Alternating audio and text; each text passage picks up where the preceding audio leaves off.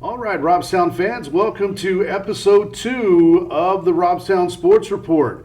We're now joined by head cross country coach Adolfo Gonzalez. Coach, welcome to the show. How are you? Good. How are you, sir? I'm doing well, thank you, sir. So last Saturday, you and the team traveled to Laredo for the Border Olympics.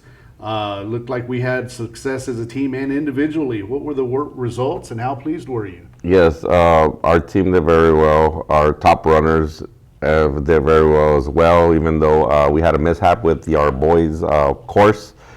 The gator, the leader, the pack that leads our kids, took the wrong turn and did the girl route, the females route. So they ended up with a 2.4 mile, 2.5 mile route instead of the 3.1. We were kind of bummed about it because we wanted a 5K time and we didn't get it, but it's okay. Devin came in second place and Mario came in ninth place overall. So we did very good. The course for the girls was a 2.4 instead of a 2 mile. So Bianca Bosques still ended up in first place she beat everybody by 41 seconds. Wow. 41 seconds, and she ran a 13:01, which is very good for a 2.5 mile.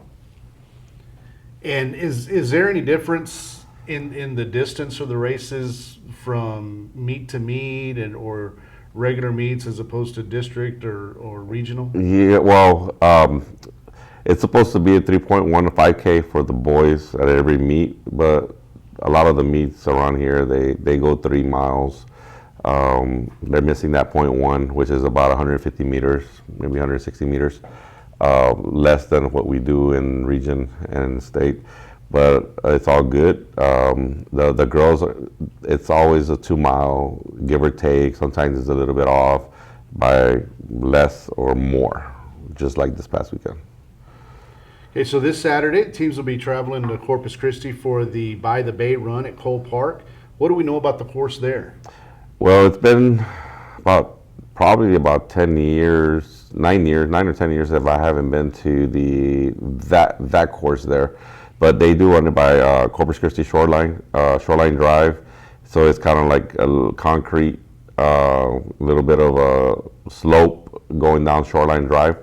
So it's nice. It's not at the beach. It's on top of the shoreline. Mm-hmm. But it's that one's a true 5K, 3.1, and that is for the girls as well. So our girls varsity team is going to be experiencing their first 5K that I've ran. I never ran a 5K with my varsity team, so they're going to be running it this weekend. So has that kind of changed up your preparation this week for them? Yes, sir. Preparation was a little bit different. Of course, my endurance runs are endurance runs. We go long, but on my speed work, we had to go a little bit longer on our speed work. Instead of doing like 200s, we did thousands. We did 800s, and we did a little bit more speed on the endurance side of it because they're going to have to go a little bit more. So, and that kind of leads me up to my next question. Give us some insight in regards to the type of workouts that cross country runners do. It's got to be more than just go out there and run as far as you can for as long as you can. Yeah, it's a misconception. People think that cross country is just you go out there and run. No, I got to tell you, it's a process. The running like that is in the summer when they get their base running. That's why we tell all these kids, if you run in the summer, all summer with the coaches, you're going to be prepared and ready for your base running, which is your endurance running. But when we start like in August, that's where you come in with your speed endurance runs, which is a mixture of, it looks like a track workout sometimes. They do 200s, they do 400s, they do 800s. It's a mixture of hills, bleachers.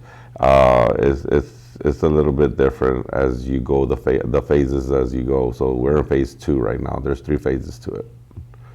Nice. So heard some news this week about one of our alumni, Lady Picker alumni, Nyomi Garcia, who's now competing for the cross country team at Texas State in San Marcos. And we understand that she's doing very well lately. Tell us a little bit more about how Nyomi's doing. Yes, Nyomi, second year.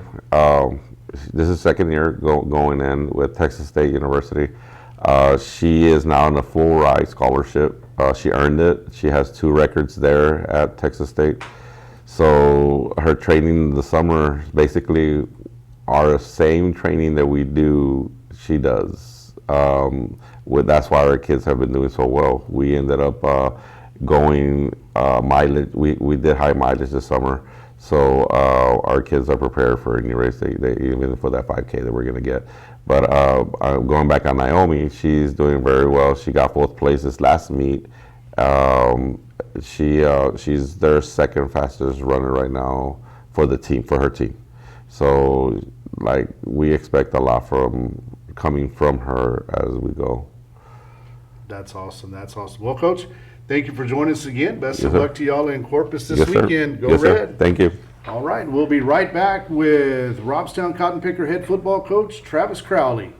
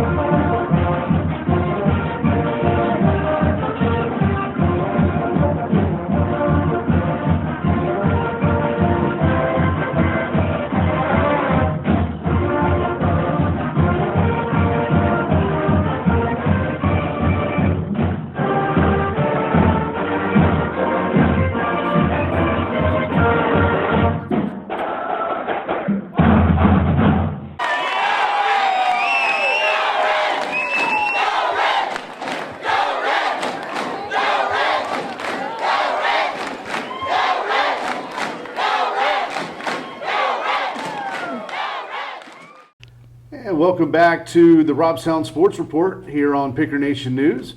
I'm thrilled to be joined again by Coach Travis Crowley, head coach of the Robstown Cotton Pickers. Coach, congratulations, 1-0 to start the season. How does it feel? What does it mean to you? It means a lot, not only to me, but the whole program in general. It was an opportunity for our kids to show that the hard work that they put in the last spring and in the summer is going to pay off, and it was good for everybody involved. Good deal. So 48 points, 375 yards worth of offense. Didn't have a single punt. Shut out on defense. Could you imagine things would go that well on game one? I mean, you would like to, but no, I wouldn't imagine them going that well. But I knew if we stuck to the game plan and our kid played with the energy and relentless effort all night, that we'd probably be in good shape. And hats off to the staff for getting the kids prepared and the kids executing exactly what we needed them to. Good deal.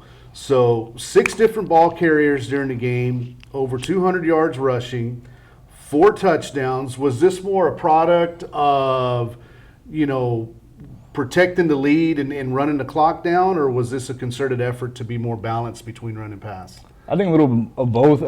We preached, since two-a-day started that we wanted to establish the line of scrimmage on both sides of the ball, and we knew, like we said, we're deep at running back, and so we knew fresh legs there wouldn't be an issue. So I think it established the run game early. We knew that we can dictate their hand, get our deep field, downfield passing game going if need be. Good deal. So what were some of the things during the game that stood out to you against Kennedy? Kids, really were flying around the ball on both sides of the ball. I think just the energy, obviously it's nice to play your first game at home. The band was into it, the crowd was into it. But like you said, defense flew around, caused a lot of turnovers. Especially, we fumbled the second play of the game. And the defense responded with a big stand and getting us the ball back, and we were able to drive an answer on that. So is there anything that you feel that, you want to see improved on this week against Edison?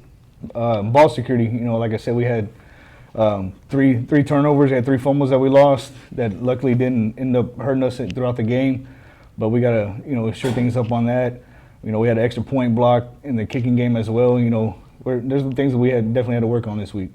So San Antonio Edison's coming off a 47-6 defeat against Pearsall last week. What can you tell us about the Golden Bears?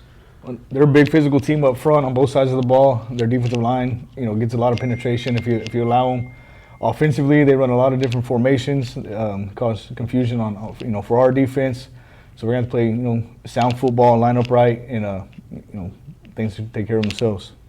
Okay, so after last week's physical game against Kennedy, how are we in regards to injury? Do we have some players ready to step up for starters that might be out? For the most part, we're good to go. We have a couple linemen that are banged up that we might hold out this week. But we play a lot of different guys anyways, get a lot of different guys in rotation, so they know at any given time that their number should be called, and they better be ready to go. Good deal. So this is the first of several Thursday games this season. How does preparation change for you for a Thursday game as opposed to a Friday game? Well, obviously this week we lost basically a day of preparation, but the staff has done a good job all year of getting film out to the kids, game plans out to them early, to ensure that we're the most prepared football team on the field that night.